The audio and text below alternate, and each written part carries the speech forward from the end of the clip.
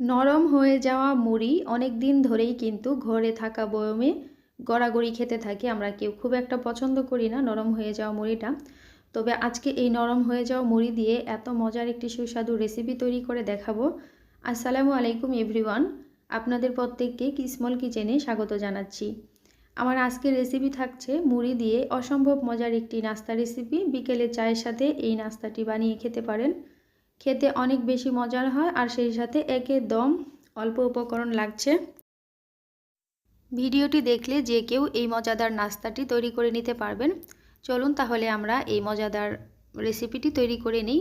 এর জন্য লাগবে আমার মুড়ি, ঘরে থাকা নরম হয়ে যাওয়া কিছু মুড়ি এখানে আমি নিয়ে নিয়েছি। আর এই মুড়িগুলো আমি ফ্রেশ ঠান্ডা পানি দিয়ে ধুয়ে নিচ্ছি। আর একদম আলতো হাতে ধুয়ে নিতে হবে, খুব বেশি কচলে কচলে ধোয়া যাবে না, তাহলে কিন্তু মুড়িগুলো একদম ভেঙে যাবে। তো একদম আলতো হাতে মুড়িগুলো ধুয়ে তারপর পানি ঝরিয়ে নিচ্ছি। আর খেয়াল রাখবেন মুড়িগুলো ধোয়ার সময় যেন অনেক বেশি সময় ধরে পানিতে ভিজিয়ে না রাখা হয়, তাহলে কিন্তু মুড়িগুলো একদম নরম হয়ে যাবে। তাৎক্ষণিক পানিতে দেওয়ার পরেই ধুয়ে নেবেন। এরপর আমি এখানে চিনি দিয়ে দিলাম। এখানে আমি 3 টেবিল চামচের মতো চিনি দিয়ে দিয়েছি।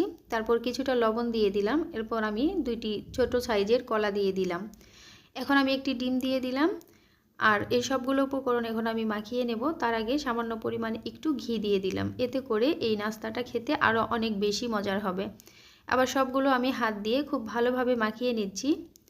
আর এটাও কিন্তু খুব আলতো হাতে মাখিয়ে নিতে হবে, খুব বেশি জোরে মাখানো যাবে না, তাহলে মুড়িগুলো ভেঙে যাবে, একদম ভর্তা ভর্তা হয়ে যাবে। চেষ্টা করবেন একদম আলতো হাতে মাখিয়ে নেওয়ার জন্য।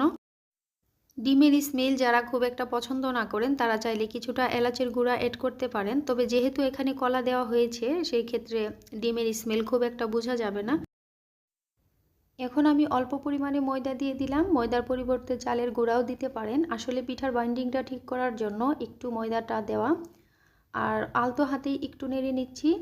এরপর দেখুন এই পিঠার শেপটা কিন্তু খুব সুন্দরভাবে দেওয়া যাচ্ছে। এখন এই পিঠাগুলো আমি ভেজে নেব।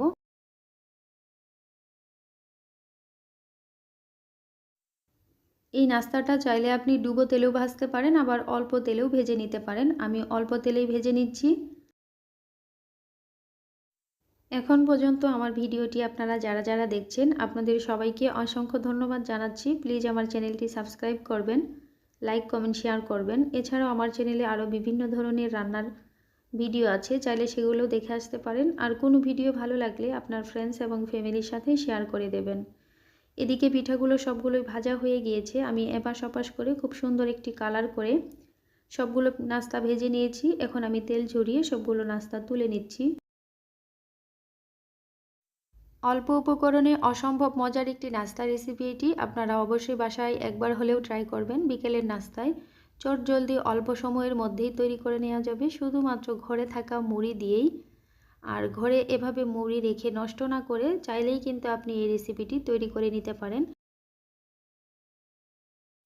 এই পিঠাটি খেতে এত বেশি মজা হয় যে বাসার ছোট বড় সবাই খেতে পছন্দ করবে, সেই সাথে অনেক বেশি তুলতুলে নরম।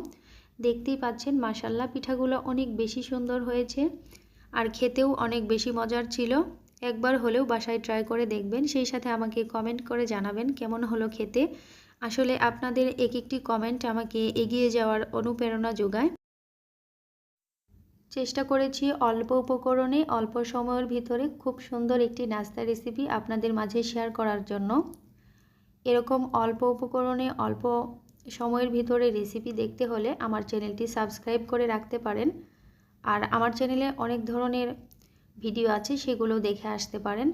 আমি একটি পিঠা আপনাদের একটু ভেঙে দেখাচ্ছি। দেখুন এটা কত বেশি তুলতুলে নরম ছিল, দেখে নিশ্চয়ই বুঝতেই পারছেন। তাহলে অবশ্যই একবার হলেও ট্রাই করে দেখবেন। আজকের মতো এখানেই বিদায় নিচ্ছি। সবাই খুব বেশি ভালো থাকবেন। আল্লাহ হাফেজ। আসসালামু আলাইকুম।